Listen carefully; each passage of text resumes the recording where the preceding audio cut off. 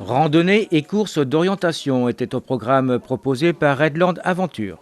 Départ du collège Immaculée Conception de Clisson, où les élèves ont pu profiter de cet événement pour récolter des fonds au profit de leur projet humanitaire.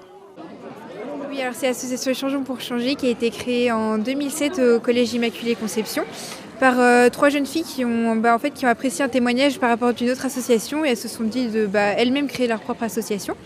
Et du coup en 2010 elles sont parties au Bénin pour rénover un internat et pour faire de l'animation auprès des jeunes. Et ensuite en 2013 il y a eu un deuxième projet au Cameroun pour construire un internat et faire de la sensibilisation à l'hygiène. Et puis nous on est un groupe de 7 jeunes avec 3 accompagnateurs et on souhaiterait partir au Pérou donc en été 2016 pour faire une dalle et pour apprendre de l'anglais aux plus jeunes et faire du soutien scolaire. Et ce matin, donc, vous profitez de Redland pour récolter des fonds ? Voilà, exactement. On a décidé de vendre 200 crêpes à peu près pour justement récupérer des fonds pour pouvoir partir cet été. Un petit succès pour le moment pour ce début de matinée ? Oui, ça va. Les gens ont dit qu'ils aimaient, donc je pense que ça va le faire. Redland Aventure proposait 2 activités, une randonnée ainsi qu'une course d'orientation. Topographie donc, le long de la Sèvre nantaise, et ce jusqu'au niveau à gorge, à la recherche de balises. Et attention, le temps est compté pour la CO Challenge. La randonnée est beaucoup plus facile, c'est un parcours de 8 km environ, alors que sur la course d'orientation, ça représente à peu près 16 km et les balises sont plus dures à trouver. Une récompense peut-être pour la course à la fin, un podium entre guillemets ? Oui, il y a un podium et pour la course on fait partie du Challenge de Vendée. Ça représente 5 courses d'orientation et on remet des petits lots à l'arrivée, quoi.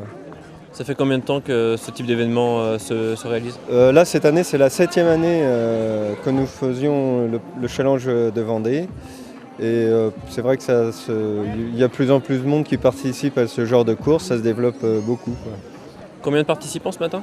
Ce matin sur la course il y a 410 participants, 410 coureurs et sur la randonnée on est un peu plus de 250, on ne sait pas de tout encore. Parce que les gens s'inscrivent au dernier moment. La randonnée et la course se déplacent au fil des ans. Pourquoi Clisson cette année ? Parce qu'on aime bien changer de cadre et les coureurs apprécient de courir dans de nouveaux cadres et voilà quoi, on essaye de changer régulièrement de site, ça nous fait découvrir d'autres lieux, quoi. Comment vous choisissez l'emplacement des balises ? L'emplacement des balises, on essaye de trouver justement des endroits assez typiques, des endroits assez jolis pour faire découvrir notre belle région. Carte et boussole en main, les participants ont tout de même pu profiter du paysage. Oui. C'était assez magique ce matin-là, on était les premiers à partir nous et du coup à un moment il y a un petit passage sur le belvédère avec vue sur l'église je pense c'était. C'était vraiment superbe, très joli avec un petit soleil là, c'était vraiment top. C'est la première fois que vous participez à ce genre de course ? Ah non. Non. Ah non, on fait ça tous les ans. On fait les 5 tous les ans. On aime bien. C'est la première fois que ça se passe sur Clisson. Vous avez découvert des lieux, vous avez trouvé des endroits plaisants ? Est-ce qu'on a découvert des lieux ? Des fois on va un peu trop vite pour regarder, mais on essaie de prendre le temps de regarder, de voir. Non, c'était bien, après on connaissait pas du tout là, c'était les petits coteaux, c'était sympa. Je m'attendais même encore à un peu plus de coteaux là, c'était assez roulant, beaucoup de kilomètres là. Donc il y a 18 km nous donc... C'était assez varié, il y avait des champs, un peu d'urbain, il y avait de la forêt, il y avait des coteaux, on était dans une vigne à un moment, donc c'était sympa. Et puis Redland, ils aiment bien faire ça, ils varient un petit peu les plaisirs, il y avait de la mémo, il y avait du traçage dans la mémo, voilà, ils aiment bien ça. Il faut varier les cartes, ils aiment bien nous faire peur.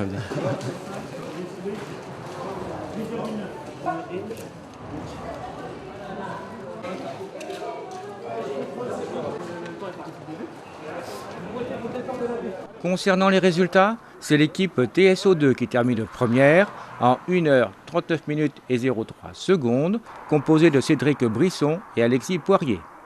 Deuxième, l'équipe Chantonnay Red Loup Danseur, composée de Johan Jadot et David Pinault, qui termine en 1h41 minutes et 48 secondes. Et troisième, l'équipe Rando Red 85 numéro 5, composée de Mathieu et Julien Chevelot, qui termine en 1h42 minutes et 48 secondes.